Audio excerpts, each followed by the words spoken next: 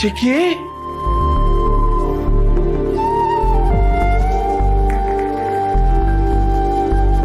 ಹೇಗ್ ಕಾಣ್ತಾ ಇದ್ದೀನಿ?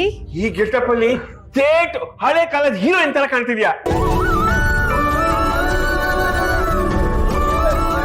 ಸೌಂದರ್ಯ, ಸುಕ್ಕು, ಚಿರು, ದೀಪ, ಅರ್ಚನಾ ಎಲ್ಲರೂ ಬನ್ನಿ, ಬೇಗ ಬನ್ನಿ, ಬೇಗ ಬನ್ನಿ. ಚಿಕ್ಕಿ ನೋಡಿ.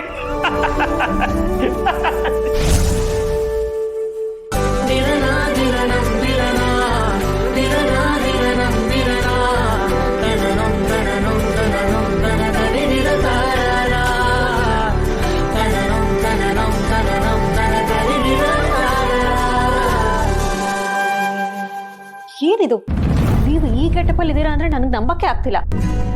ಕಾಲಕ್ಕೆ ತಕ್ಕ ಹಾಗೆ ಮನುಷ್ಯ ಬದಲಾಗ್ತಾನೆ ಇರಬೇಕು. ಎಷ್ಟು ದಿನ ಅಂತ ಬೇರೆಯವ್ರಿಗೋಸ್ಕರ ಮಾಡರ್ನ್ ಆಗಿರೋದಕ್ಕೆ ಸಾಧ್ಯ?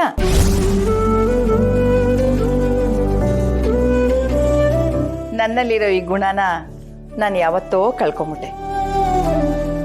ಬಾಹ್ಯ ಸೌಂದರ್ಯಕ್ಕಿಂತ ಆಂತರಿಕ ಸೌಂದರ್ಯನೇ ದೊಡ್ಡದು ಅಂತ ನಾನು ಇಲ್ಲಿಗೆ ಬಂದ ಮೇಲೆ ಗೊತ್ತಾಗಿತ್ತು.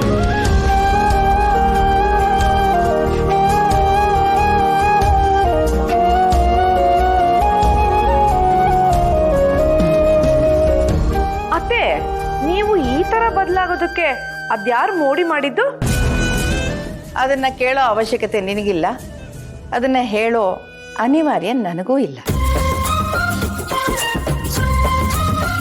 ಶಬ್ಬಾಷ್ ಚಿಕ್ಕಿ, ಶಾಲಲ್ಲಿ ಸುತ್ತಿ ಹೊಡೆಯೋದು ಅಂದ್ರೆ ಇದೇ ಇರ್ಬೇಕು.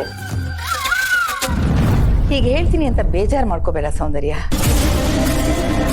ಅಂದವಾಗಿರೋದಕ್ಕಿಂತ ಆನಂದವಾಗಿರ್ಬೇಕು, ಅದು ಮುಖ್ಯ.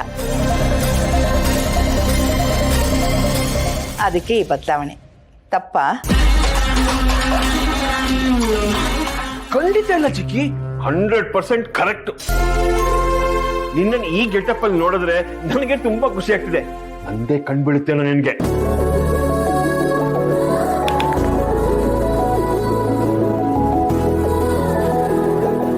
ಯಾರು ಏನಾದ್ರೂ ಹೇಳಿ, ನಿಮ್ಮನ್ನ ಈ ತರ ನೋಡ್ತಿರೋದು ನನಗಂತೂ ಇಷ್ಟ ಆಗ್ತಿಲ್ಲ.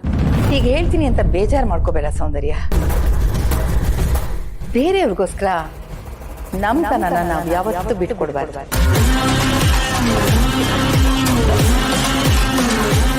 ಯಾಕಂದ್ರೆ ಆಮೇಲೆ ಅದು ನಮಗೆ ತುಂಬಾನೇ ಕಷ್ಟ ಆಗುತ್ತೆ.